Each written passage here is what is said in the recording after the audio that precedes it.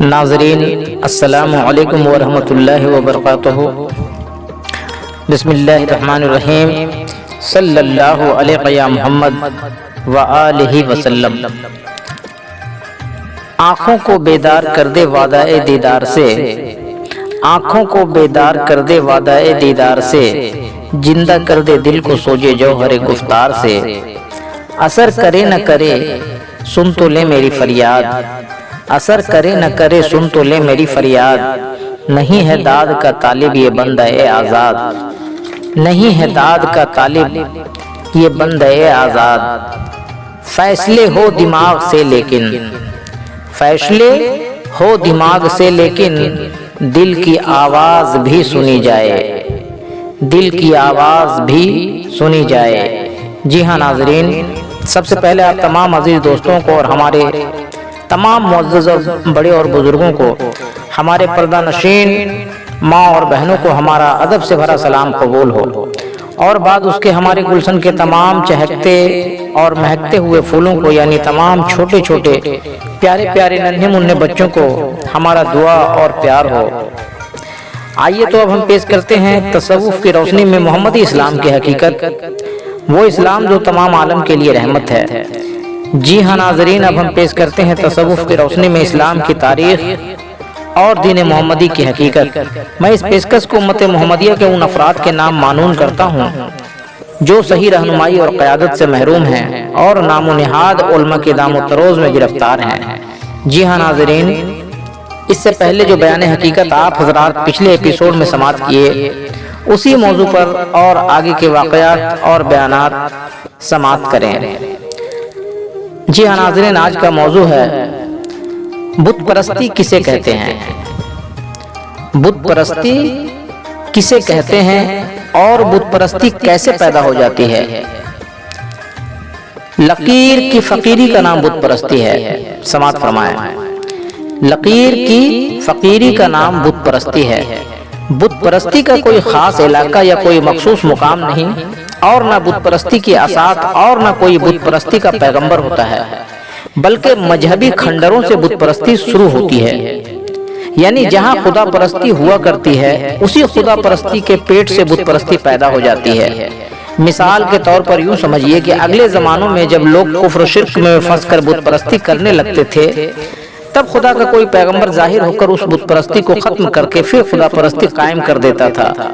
اور اس پیغمبر کے بعد رفتہ رفتہ پھر بت پرستی ہونے لگتی تھی۔ گویا بت پرستی مٹانے کے لیے پیغمبر ہوتے رہے جو خدا پرستی قائم کرتے رہے، اور پیغمبروں کے بعد پھر بت پرستی ہونے لگتی تھی۔ اب غور طلب یہ ہے، جبکہ خدا کا پیغمبر ظاہر ہو کر بت پرستی کو ختم کر دیتا تھا، پھر بت پرستی میں کون سی طاقت تھی کہ خود بت پرستی ہونے لگتی تھی، جبکہ بت پرستی کی اشاعت کے لیے کوئی پیغمبر نہ ہوتا تھا۔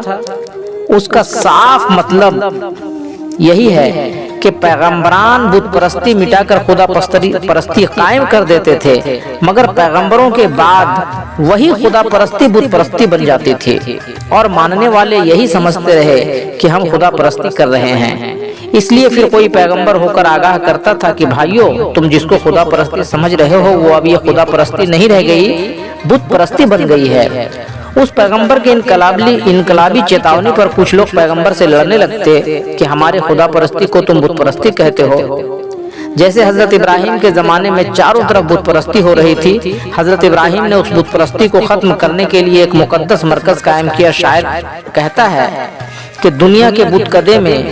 پہلا وہ گھر خدا کا، ہم اس کے پاسباں ہیں وہ پاسباں ہمارا۔ یعنی حضرت ابراہیم نے خدا پرستی کے لیے ایک مقدس گھر بنایا تاکہ انسانوں کو ہدایت ملتی رہے، جیسا کہ قرآن میں ہے کہ تحقیق یہ گھر ساری انسانیت کی ہدایت کے لیے ہے، از قرآن۔ پس قرآن کے اس قول کو کبھی جھوٹا نہ ہونا چاہیے کہ کسی انسان کو ہدایت نہ ملے، مگر ہوا کیا کہ خدا اور ابراہیم علیہ السلام کے اس قائم کردہ خدا پرستی کے مرکز میں ہی بت پرستی پیدا ہو گئی، اور بت پرستی کا کوئی پیغمبر بھی نہیں تھا، اور ساری انسانیت بت پرستی میں مبتلا ہو گئی، اور اس انسانیت کو اور اس انسانیت کا پختہ عقیدہ یہی تھا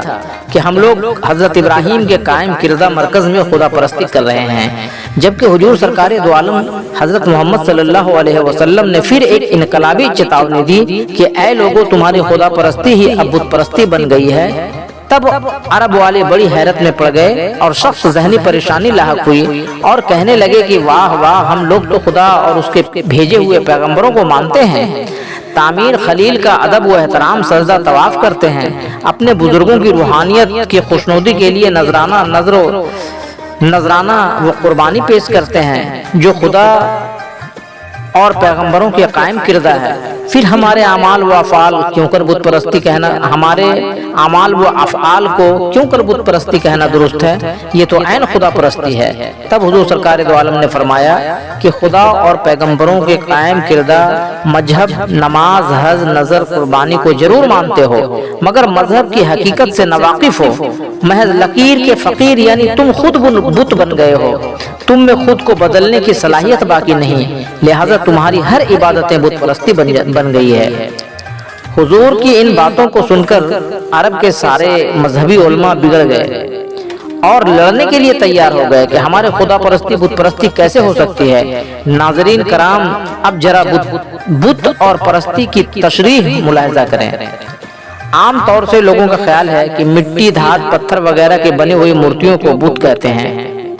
اور اس پر پھول پتی چڑھانا یا چراغ بتی جلانا وغیرہ بت پرستی ہے اور بت پرستی کرنے والا بت پرست ہے، مگر ایسا تحقیقی خیال صحیح نہیں، کیونکہ دھات پتھر کی مورتی محض بت نہیں بلکہ خاموش اور شکستہ حالت میں مقید ہونے کا نام بت ہے،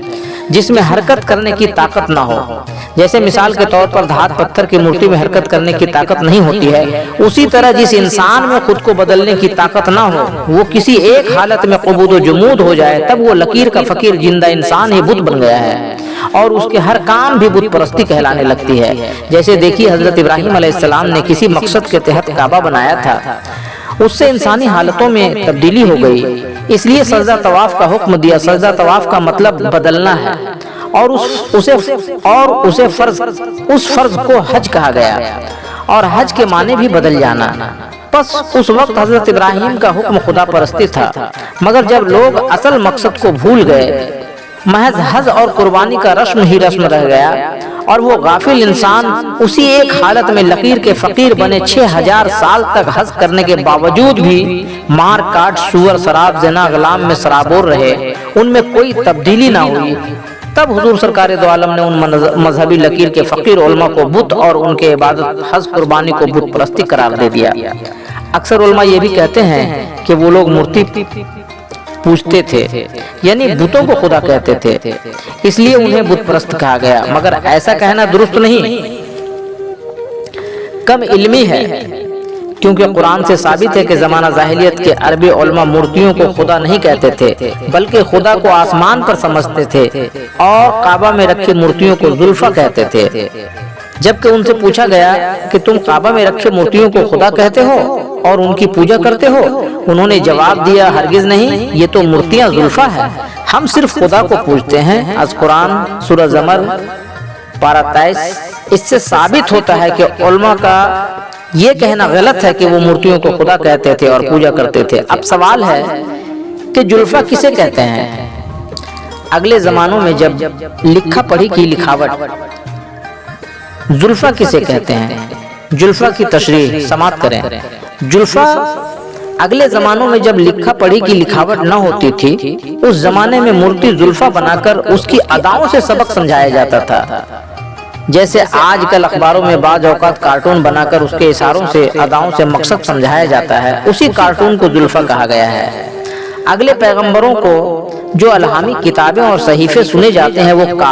کوئی کاغذی مطبوعہ کتابیں نہ تھی، بلکہ الہام کے مطابق مورتی کی اداؤں کو ظاہر کر کے بناتے تھے، جس کو قدیم عرب والے زلفا کہتے تھے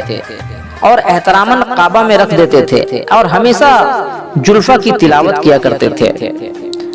ان کا مذہبی عقیدہ تھا کہ زلفا کے مطالعہ سے ہی ہماری مغفرت ہو جائے گی، یعنی زلفا مغفرت کے لیے سفارشی ہوگا۔ حاصل مقصد یہ کہ کعبہ میں رکھے ہوئے زلفا مورتیاں اگلے پیغمبروں کی الہامی صحیفے تھے، جن کو اگلے پیغمبران ہی نے بنوا کر کعبہ میں رکھوا دیے تھے، اور ان کی امتیں زلفا سے سبق حاصل کیا کرتی تھی۔ اب یہ سوال پیدا ہوتا ہے، جبکہ پیغمبران ہی اپنے خدائی الہام کو زلفا بنوا کر کعبہ میں رکھوا دیا کرتے تھے، پھر حضور نے ان زلفا کو کیوں نہیں کعبہ میں رہنے دیا؟ اس کا مطلب یہ ہے کہ ان پیغمبروں کے بعد خود غرض برسر اقتدار اور عیاش لوگ بھی اپنے مقصد برآری کے لیے بھی ایک ایک زلفا بنوا کر ان الہامی زلفا کے بغل میں رکھوا دیتے تھے، جیسے پیغمبر سلیمان کا زلفا بنایا کہ شہزادی بلقیس سے رنگریلیاں منا رہے ہیں، پیغمبر یوسف کا زلفا بنایا کہ شہزادی زلیخا سے، اور پیغمبر لوط کا زلفا بنایا کہ عوام اقلام طوالت میں مہو ہیں۔ اس بدکاری کو قوم دیکھ کر زبان نہ کھول سکی، کیونکہ وہ زلفا بھی کعبہ ہی میں رکھا ہوا تھا اور پیغمبروں کا ہی واقعہ تھا۔ مثال کے طور پر جیسے آج کل قرآن مسلمان مانتے ہیں اور ادب و احترام کرتے ہیں، مگر خود غرض فرقہ پرور علماء قرآن کی تفسیر ترجموں میں اور حاشیوں میں اپنی اپنی مقصد برآری لکھ ڈالے ہیں، تاکہ احترام قرآن کے ساتھ ہی ان کے مقصد کی بھی برآری ہوتی رہے اور قوم زبان نہ کھول سکے۔ اور حوالہ سب اپنے پیغمبر حضرت محمد سے پیش کرتے ہیں کہ آپ نے 11 شادیاں کیا، 5 لونڈی رکھا، اتنے حملے کیے، اتنی دولت کا مال اکٹھا کیا، وغیرہ وغیرہ، نعوذ باللہ۔ یہ سب خرافات لکھ کر قرآن کے بغل میں رکھ دیا گیا تاکہ اسی نمونہ سے مسلمانوں کو تباہ کیا جا سکے۔ ٹھیک اسی طرح کعبہ میں رکھے زلفا کے بغل میں خود غرضوں نے بھی اپنے مقصد برآری کے لیے زلفا بنا کر رکھ دیے تھے، اور قوم یہ سمجھتی رہی کہ کعبہ میں رکھا ہوا زلفا اور پیغمبروں کا ہی واقعہ ہے، لہٰذا اس پر عمل درآمد ضروری ہے، لہٰذا پوری قوم تباہ و برباد ہو رہی تھی اور سب عیاشی و بدفعلی میں شرابور ہو رہے تھے۔ اس لیے حضور سرکار دو عالم نے کعبہ میں رکھے ہوئے ان زلفا میں خود غرض لوگوں کی رکھوائی مورتیوں کو کعبہ سے باہر نکال دیا، اور پیغمبروں کے رکھوائے ہوئے زلفا کو کعبہ میں اندرونی دیواروں میں الٹ کر پلاسٹر کرا دیا کہ ان صحیفوں کی ضرورت نہیں، اور حکم صادر فرمایا کہ اب کعبہ میں کوئی زلفا کارٹون وغیرہ نہ رکھے جائیں۔ اگر حضور پیغمبروں کی رکھوائے ہوئے کعبہ میں بدستور رہنے دیتے تو اندیشہ تھا کہ بعد میں برسر اقتدار لوگ اسی بہانے سے پھر اپنے خود غرضی کی مورتیاں بنوا کر کعبہ میں رکھ کر اپنے مقصد برآری کریں گے۔ اسی لیے صرف حضرت آدم علیہ السلام کا صحیفہ حجر اسود کسی مصلحت سے رہنے دیا گیا، اور کسی زلفا مورتی کارٹون کتاب کو رکھنا مناسب نہیں سمجھا۔ جیسے کسی کا مشہور مقولہ ہے کہ منسوخ ہوئے سارے دنیا کے کتب خانے، قرآن کا لقب لے کر جب امی لقب آیا، پس جو مسلمان ابو سفیان منافقت سے متاثر ہوئے اور اپنے پیغمبر حضرت محمد صلی اللہ علیہ وسلم کے منشا سے ناواقف رہے، خاصا ہے کہ جیسا سانچا ہوتا ہے ویسا ہی مال ڈھلتا ہے، اگر سانچا ٹیڑھا رہا تو کل ڈھلا ہوا مال ٹیڑھا ہی اترے گا۔ چونکہ فریب زدہ علماء کی تلقین کے مطابق جو مسلمان اپنی مذہب پر محض لکیر کے فقیر بنے ہیں، وہ لوگ گویا فی زمانہ بت بن گئے ہیں اور اپنے منہ میاں مٹھو بن رہے ہیں کہ ہم خدا پرستی کر رہے ہیں۔ مندرجہ ذیل لکیر کی فقیر کی چند مثالیں ملاحظہ فرماویں۔ جی ہاں ناظرین، لکیر کی فقیر کی چند مثالوں کو ہم اگلے ایپیسوڈ میں پیش کریں گے۔ ہم نیک و بد حضور کو سمجھائے جاتے ہیں،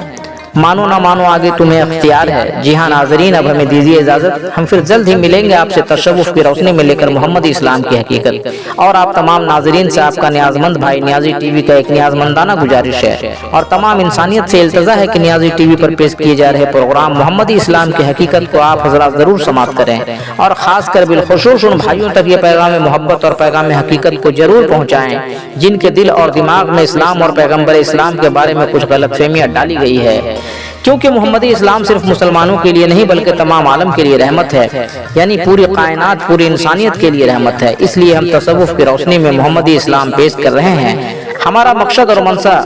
صرف یہ ہے کہ محمدی روشنی سے زمانہ روشن ہو جائے، حق اور باطل کو زمانہ جان لے، اور ہمارے آقا و مولا کی توہین نہ کی جائے، ان کے شان اقدس میں گستاخی نہ کی جائے۔ جی ہاں ناظرین، اگر آپ حسینیت اور محمدیت کو پسند کرتے ہیں تو آپ ہمارے اس محمدی پیغام کو تمام انسانیت میں زیادہ سے زیادہ شیئر کریں، اور ہمارا حوصلہ افزائی اور تمام عالم کی آخرت کی بھلائی کے لیے ہمارے اس پیشکش کو، ہمارے نیک کوششوں کو اور ہمارے محمدی پیغام کو اور آپ اپنے اس محمدی چینل نیازی ٹی وی کو زیادہ سے زیادہ لائک، کمنٹ اور سبسکرائب کریں۔ ہاں تو ناظرین، ہم پھر ملیں گے اگلے ایپیسوڈ میں محمدی روشنی لے کر۔ تب تک کے لیے آپ تمام عزیزوں کو اللہ حافظ۔ صلی اللہ علیہ وسلم۔